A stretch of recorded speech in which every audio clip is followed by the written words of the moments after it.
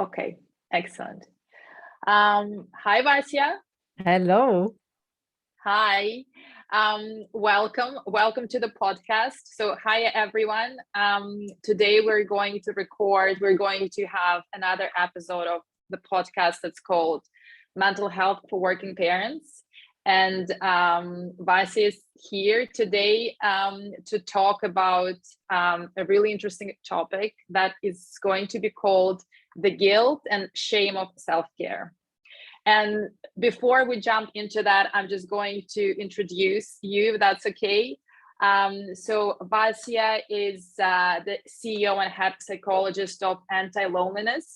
It's a mental health company offering services in the Netherlands and also worldwide. Vassia is also a trainer, a perfectionism expert, and a mental health ambassador, promoting inner peace, mental strength, and healthy relationships. And just recently, I know that you've also launched an AntiLoneliness Academy that also has kind of various courses on different mental health aspects. And I am going to link the website in the description of this video. But today, Vassia is here to talk about, as I said, the guilt and the shame of self-care.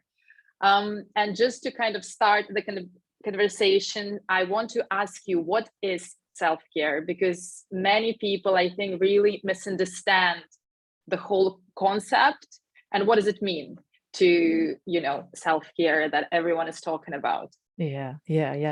Thank you so much, Marina, for this invitation. It's a very interesting conversation.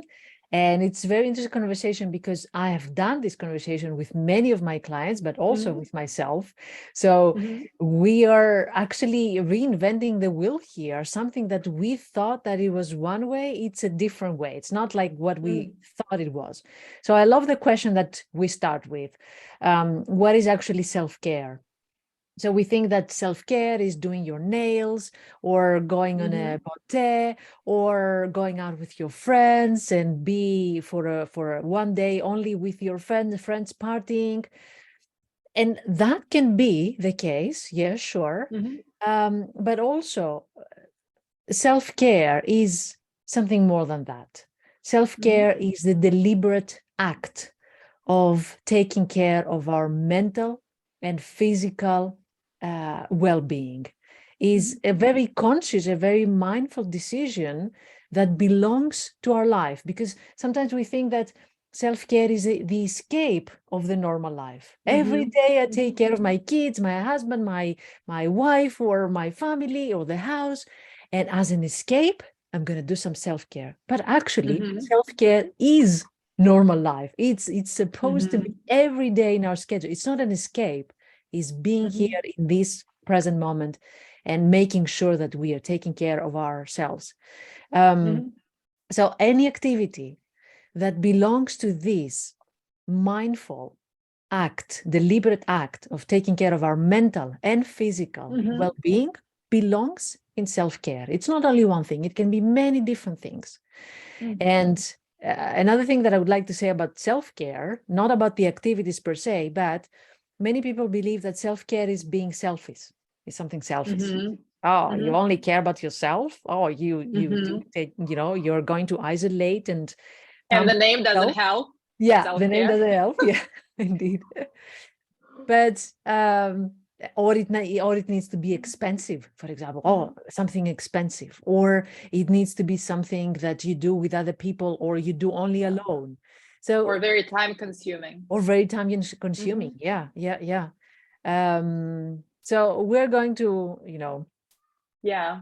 deal with these myths in this conversation here, because it's not the case. Yeah. And I, what you've said about this idea of self-care as kind of having to escape from, as opposed to what you were describing as, as having that consistency and attention and like intentional way of prioritizing or start prioritizing mental and physical health. And I think working with parents, something that I see as well, that sometimes self-care is almost another thing on to-do list. Yeah. So, working, taking care of the kids, cooking, cleaning self-care. So in a way, the whole idea of self-care is kind of getting crushed, because when it becomes just another to-do list that we also might feel guilty to not have time to do, then it really becomes like the opposite of self-care. It kind of creates a pressure, and I guess that links to our topic of how it's connected to guilt and shame. So can you kind of talk about why so many people, you think, or not necessarily why, but how guilt and shame come into this idea that it's normal, it's expected, it's perfectly okay, and it's very needed, right, to take care of your mental and physical health? Yeah. I've thought about that, and I have a couple of reasons why this guilt is created when we take care of ourselves. The first reason is that we are living in this era of the hustle mentality. We have to be busy all the time. If you're not busy, you're doing something wrong.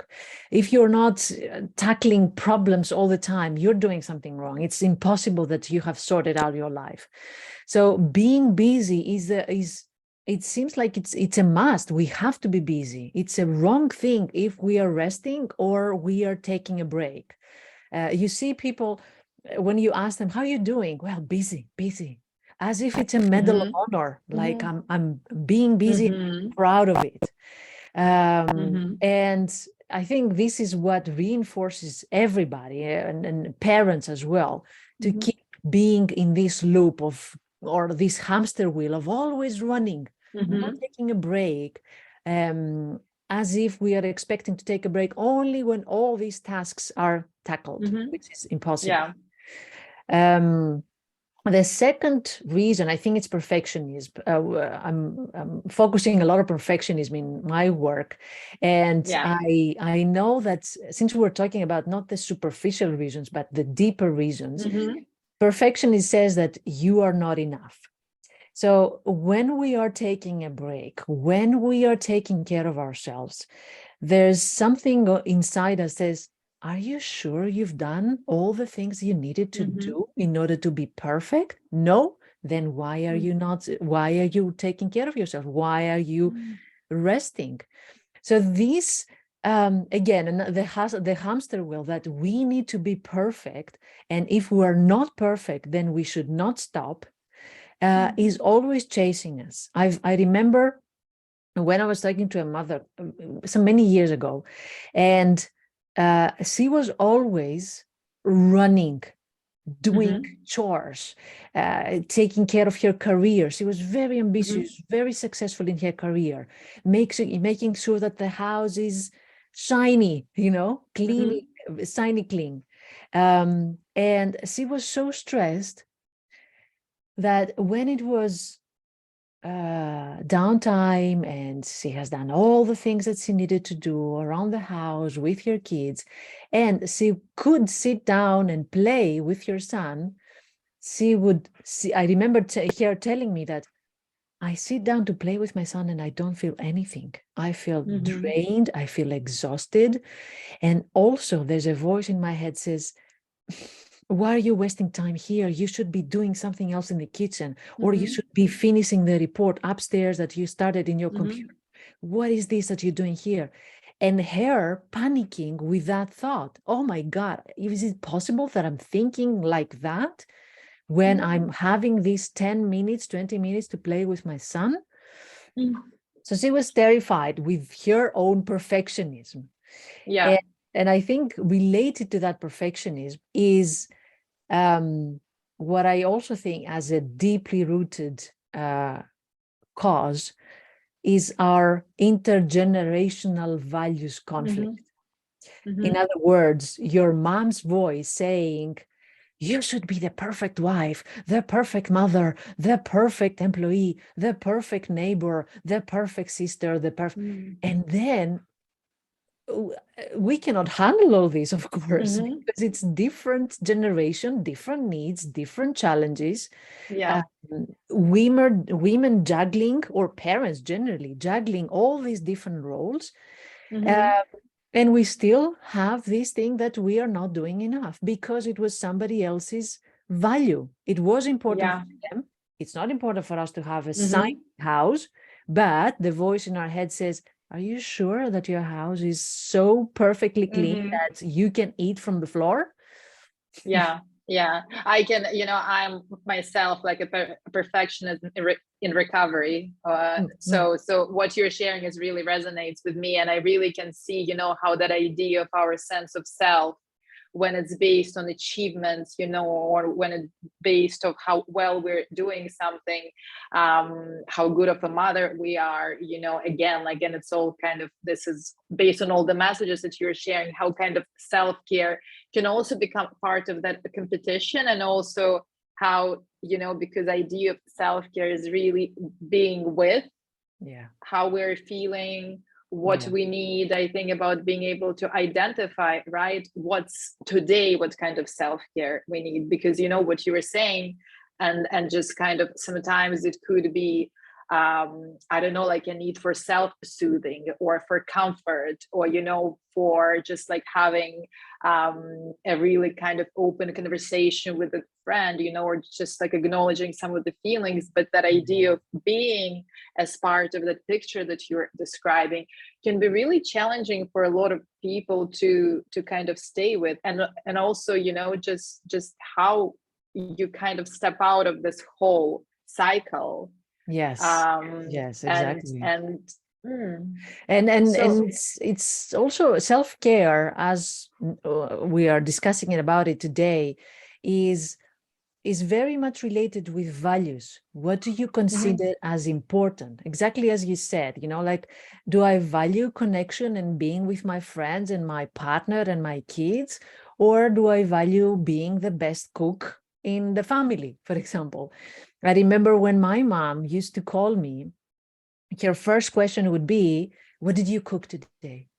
So mhm, that was her value, that was her experience, mhm, her baggage that she was coming from, that meant for her that women should be able to cook the best, have something ready every day. But that was her idea. So mhm, it makes sense why one would feel the pressure to meet that need.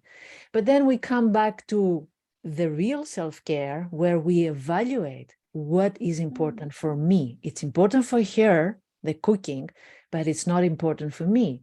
I mm, prefer to have a more connecting and a nice moment with my partner, sitting on the couch and spend mm, a whole hour doing that, rather than me being in the kitchen and cooking.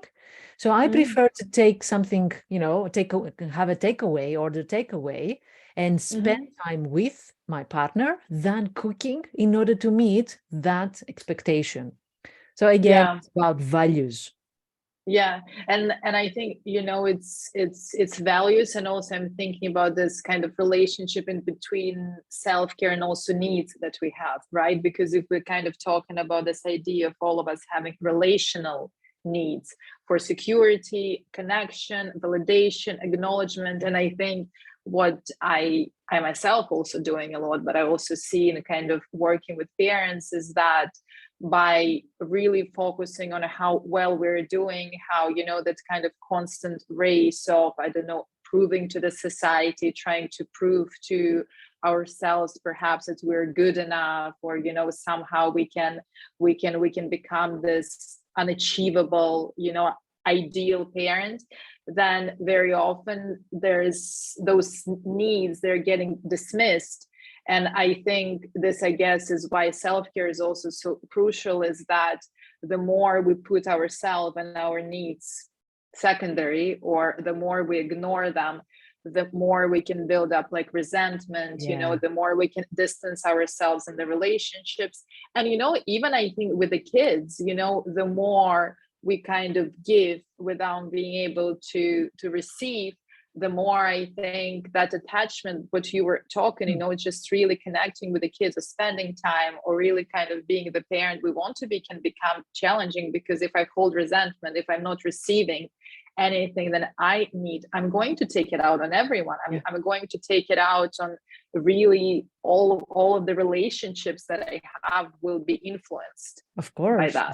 Of course. It creates an overload of negative emotions that we keep suppressing. You suppress your resentment, you suppress your needs, you suppress your feelings, you suppress all these things, and then it makes sense why you would explode out of nowhere. It makes sense, and that would add to the guilt and the saying, oh, what kind of mother, what kind of father am I, that I am exploding on my kids, on my partner, without them, being at fault here. What kind of person am I? But it makes sense because there's a lot of suppression happening before that that will create an overcompensating reaction. Yeah. And I think what you were sharing, that there's this transgenerational cultural expectations, that almost like, if I'm thinking about this role of a mother, it's someone who is like full of sacrifices. It's like someone who is, as soon as you're having children, there's this idea, okay, I'm really going to come secondary, I'm just going to be this figure who is only giving to everyone, and my role is to take care of not only my children, but literally it becomes like a motherly figure that is almost kind of so just, it's all about giving. And and then I think what you're saying is that idea that also comes from a previous generations as well, because of the context, right? Because all of those intergenerational stuff is born out of the context, and it's almost like those roles are being carried by having to somehow really build those relationships that we do have to sacrifice. Now our life is about constantly putting our needs last, and it could be something that's so heavy to get rid of. But we also need to think of the differences between the needs of the previous generation and this one. The previous generation of our mothers or grandmothers, they have different needs. Their needs were survival. We need to make sure that we have food, or that the kids have clothes, or that they're going to school safely. The needs of the contemporary woman or parent, for example, here are different, because we have sorted out survival, and now we want quality. We want to be happy. We want meaning. We want purpose in our life. And that's why the previous self-care bar doesn't work anymore. We are raising the bar, and we say that no, now we need to do different things. And we know now that when we don't take care of ourselves, that creates, as you said, the resentment and all these suppressed emotions, but also it sucks life out of us. It sucks joy out of us. We may have a clean house, or we may have taken care of all the other people around us. We're not happy. We're not enjoying life. When my clients mentioned their parents, that they were doing everything and they're taking care of us, and my mother, my father didn't need to take care of themselves, and what's the problem? So then I asked them that, okay, so they took care of everything. Were they happy? Oh no, they weren't. They had ticked all the boxes, but they were not feeling happy and fulfilled and enjoying what they have achieved in their lives. But right now we want to enjoy. We cannot afford just being all the time in this running and hustling and not enjoying our life. We have to. This is our generation's goal. And I think many kind of parents I work with, it's almost like you're kind of waiting for a perfect time, then like first there's a pregnancy, that can be really challenging, that can be so like overwhelming. Then there's this kind of stage, with a young babies, and all the challenges that kind of come with that, then there's like the school start. So there's always something that can be so over consuming that, and I think what I hear a lot, parents saying, well, when my baby is in the daycare, I'm going to have some time for myself, or I'm going to have some time to perhaps work on my relationships, that really, really suffered as a result of, that kind of transition into parenting. Or, I'll be able to, I don't know, go and do dancing, go to dancing school or go to singing school, whatever it is, it's going to be in the future when there's going to be this perfect time. And I think what happens very often, and I've been doing it so many times, that it never happens, because by the time, I don't know, like the baby goes into daycare, there's going to be a lot of other factors of why self-care is not going to be a priority. So I really think that for me, it's kind of self-care is also about what can I do now in this moment to make myself feel maybe better, maybe important, maybe whatever the need is, but what can I do? What can I do now? And you said that self-care is not a priority, but I can rephrase that and say, I am not a priority. And that's what we're saying to ourselves when we say, well, now the kids, they have, extracurricular activities, and I have to, drop them here and there.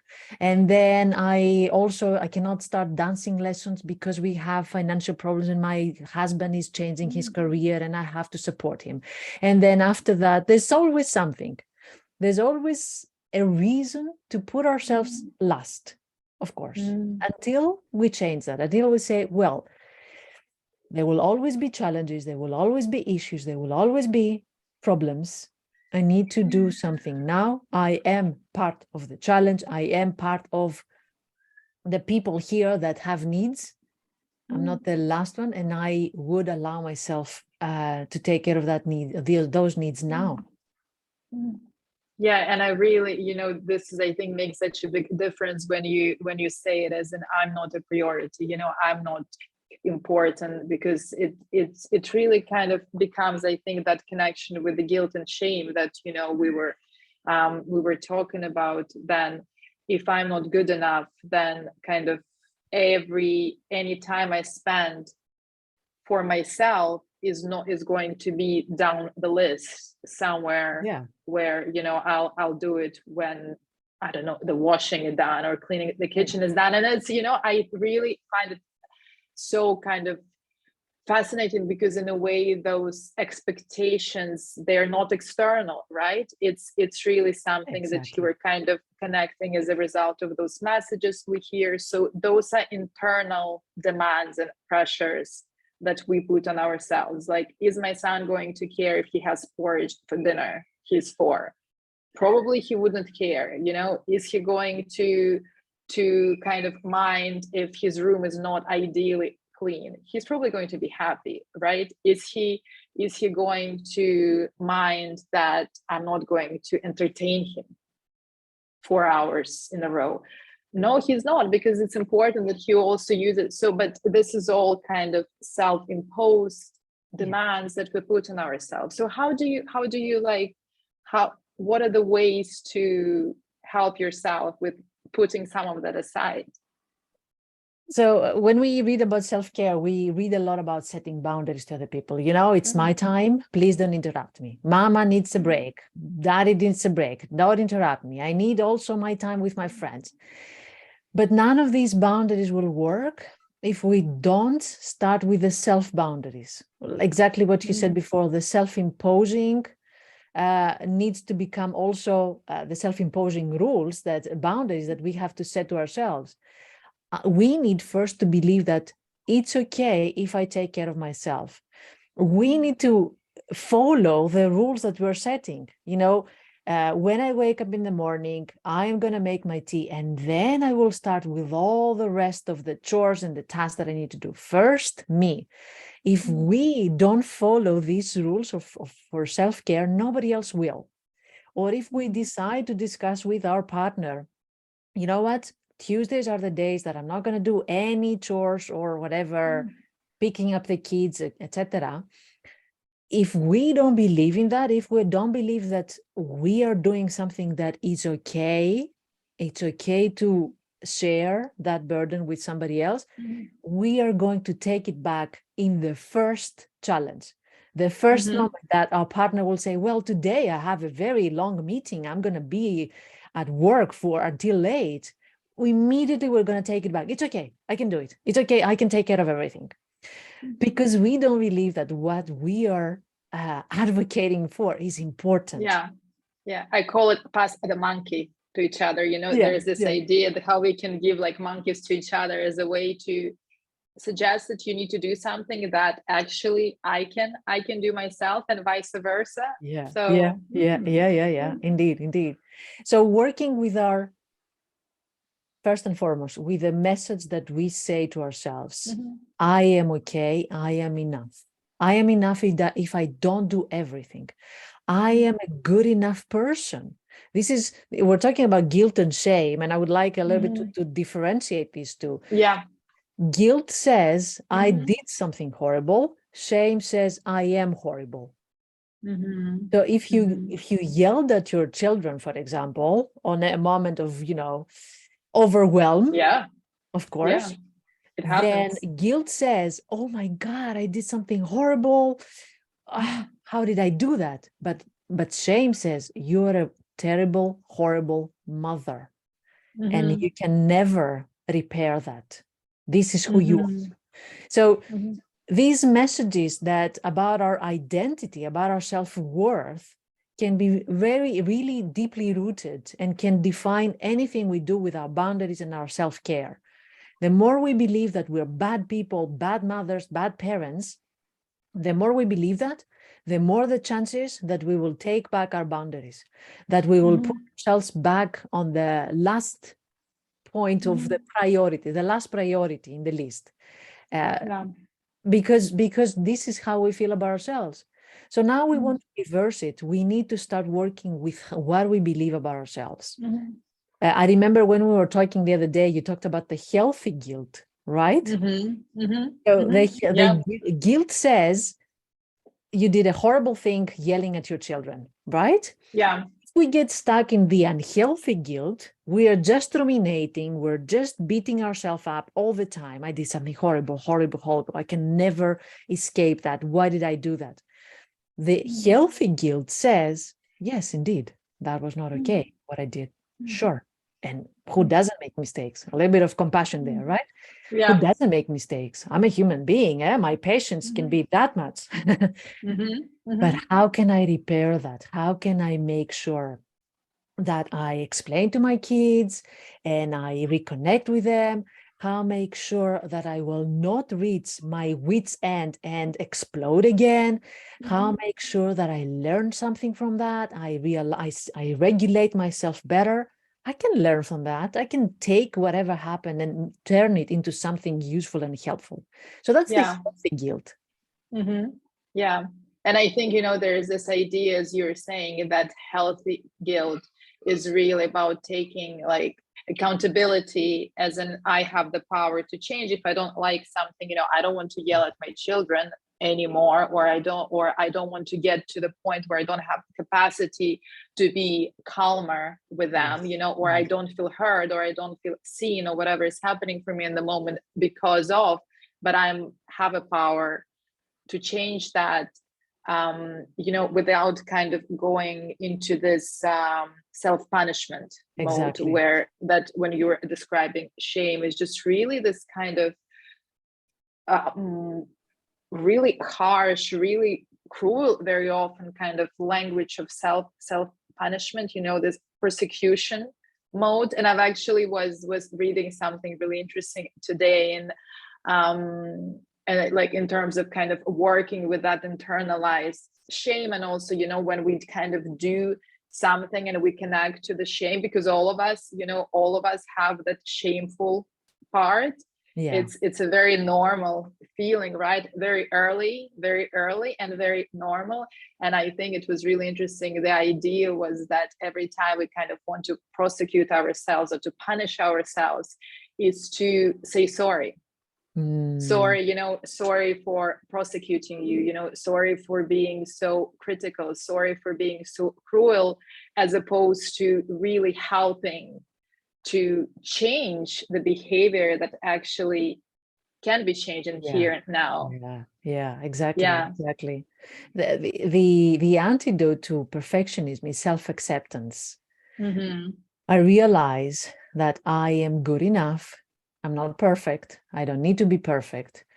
Remember that perfectionistic parents raise perfectionistic children. So your child is learning how to beat themselves up just because you do that. So we don't want them to suffer with these perfectionistic standards. So we're actually doing them a favor. We are serving them in the best possible way when we are admitting a mistake, when we're taking a break, when we are learning from our mistakes, when we are being human, imperfectly human beings. And then teaching them from all these experiences, how they can learn from that, allowing ourselves to be good enough as we are, and decide which part of our life we want to continue doing because they are important, and which of them we want to leave them behind. Parents who are giving, because that's where it starts. Self-care and boundary starts with the need to give, the need to serve. When they do it without taking care of themselves, they end up doing it with resentment. They end up doing it out of fear. If I don't do it, I'm not good enough, or if I don't do it, I will face criticism. So I'm doing it only for the sake of being good enough and being perfect and being approved. Now we are turning that kind of giving into another kind of giving, which is I am giving because I enjoy giving. I don't do it because I'm afraid that I'm not enough or I will be punished. I have already taken care of myself and I enjoy giving. It comes out of a place of joy and love, and I'm not doing it because I have to. It doesn't come from a place of obligation or resentment. So we are changing the giving context. And that change happens only with self-care, only when you fill your tank, your energy tank, your feelings, your needs tank. Only then we can give out of joy. Otherwise, we're just and because for the sake of doing it.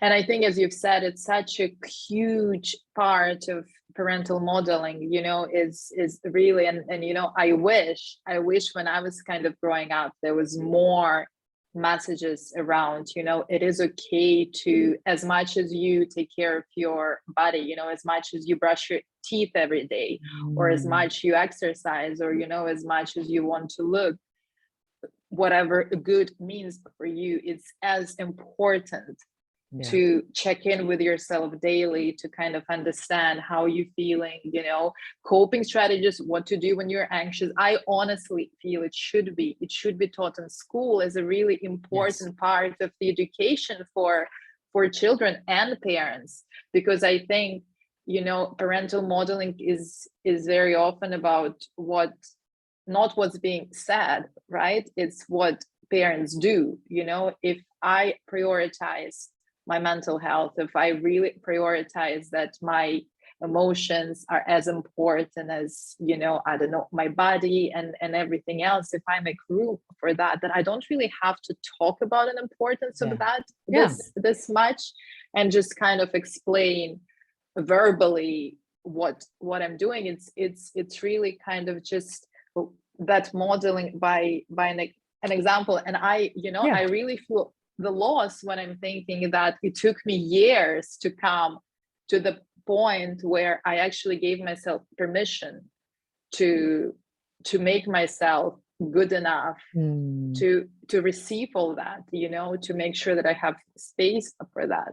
Yes, absolutely. Yeah. And again, self-care is not a one or two practices that can work for everybody. when you start feeling that you are enough and you're allowing yourself to take the time for self-care, you will find which activities work for you and which don't work for you. So for you might work to, go out with your friends, but for me, self-care might mean that I have to get back into my own dark cave and, stay there by myself in order to replenish my energy. Everybody has different needs, and it helps if we practice mindfulness, because that will help us figure out our needs and our feelings. It helps if we save at least 5 minutes a day to get back to ourselves and figure out what's happening with us, what's happening with this day that we have been running all over the place. Start small, 5 minutes a day, just to check with yourself. Where am I today? Am I doing something that resonates with me? Am I doing something that gives me joy? How can I do something that gives me joy today?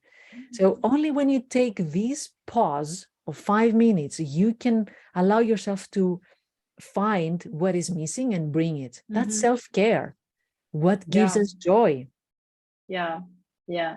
And also perhaps it's something that you were also talking before, is that ability to say no, to kind of taking upon something just to not bother the other person, or because other person might not be capable. Because I think this is also something that with many parents, this kind of part, it could be part of perfectionism, it could be part of please people, or wanting to please everyone, and I think anyway, that's kind of symbiotic relationship where the needs are really getting conflicted, but it's really saying no to some of the things that can be actually, they're not so important that you do have to do them in here and here and now. And just really, as you've said, recognizing that we can't do it all and we don't need to do it all, and the children don't need parents who are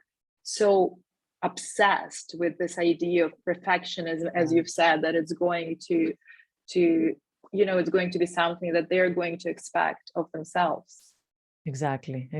Yeah. And saying no, again, resonates a lot with perfectionism, because if you believe that if I say no, I'm not a perfect spouse or mother, father, whatever, then you will never say that. So again, reframing, I'm saying no and I'm still a good person. I'm saying no and I still care about my children or my family or whatever. I can still say no when I feel that I don't have the energy to contribute. I'm still a kind person and caring person. And I prefer to give from, again, a place of abundance than a place of suffering and punishment. Yeah. So just, I guess kind of to summarize what you were saying, what we were talking about, is really the idea of self-care is about having an intention to prioritize your emotional well-being, your mental health, yourself, really, to allow yourself to feel important, to be with whatever the need is on the day, and just to allow yourself to figure out what you want to do for yourself that will make you feel seen, that will make you feel better, that will make you feel that will allow you to connect with whatever the need is behind, and paradoxically that will make us better friends, better partners, better parents, better everything, because we have taken care of ourselves as well. We have needs as anybody else, not more needs, we are not better or worthy more than others, but just as much as others. Yeah. And also that that word kind of intention, it's like, so it's really about having a choice, because I think when this idea, as we were talking of self-care, becomes, if I'm not doing it, I'm failing. If I'm doing it wrong, I'm failing, when it kind of becomes the pressure, one of the pressures, because I think this is very often what I see, for example, with this like excessive exercising, or that kind of need to get back into shape, or like somehow, eating healthy all the time, just, having that rigidity with any kind of element of possibly self-care. It's kind of all or nothing. If I'm not doing it right, I'm not doing it at all. If I'm not kind of doing a proper self-care, then this is just, it's meaningless. So I think it's also just about like, do you think it's also about kind of just thinking, I can start with, I can experiment, I can find the ways. With that rigidity that you said, I think we go back to what you said in the beginning. We're just adding another task in our list. Self-care becomes another must or should, that I need to do it 10 out of 10. We need to do it in the best possible way. While real self-care, as we said, it's taking care of your physical, but also mental well-being. And that includes self-forgiveness when it's not perfect, self-acceptance that I don't need to do only this, I don't need to do it perfectly, I can do it in a completely different way. So if you're not forgiving yourself, if you're not allowing yourself to fail, if you're not allowing yourself to not having it, in a different way rather than perfect, then it's not self-care. It's just another a rule, your expectation you're putting on yourself. And I think that was my experience. The huge part of my self-care is just allowing myself to be self-compassionate towards myself. It's every time, instead of kind of saying you could do more, that wasn't good enough, it's just really having that voice that is accepting, and self-compassionate and kind of kind. And I think this is really all my self-care is kind of based around that kindness that is for me, because I think, and it has been life-changing, in terms of the quality of the relationships then I can have as a result of that, even with my kids, because I think I really see an effect of now kind of when I'm able to compare, when I don't do enough for myself, and that I think just being able to see that and recognize that by a way to checking in, perhaps I haven't done enough for myself, is also quite a helpful way. At the end of the day, self-care is treating yourself the way you want to be treated. So if you wouldn't like somebody saying to you that, oh, why did you do 4K instead of 5K run today? What's wrong with you? You wouldn't like your kids or your family to talk to you like that. Then why are we talking to ourselves like that? I'm just, looking at the time, and I just want to tell you, thank you so much for this conversation. It has been, I guess, a start of a bigger conversation, right? Because there's so many things that I think we can talk about as we're talking about self-care, and importance of taking care of our well-being, physical and emotional. And I just want to remind everyone that you did launch an academy that is called AntiLoneliness Academy, that I think is going to have some of the courses and the workshops around this theme as well. Yes, there's courses on perfectionism and self-love, compassion. Yes. So I'm going to link your website, and and for anyone who is kind of interested or maybe have any questions, they can perhaps contact you, or just leave a comment, subscribe, and just tell us, I guess, what do you do for self-care? Let's have a conversation. Let's kind of normalize that whatever you do for yourself, and that is helpful, that is kind, that is kind of coming from a place of self-compassion, is allowed, it's important. And let's talk about mental health. Let's take care of our mental health. And thanks again for coming to the podcast. Thank you so much. Thank you. Thank you.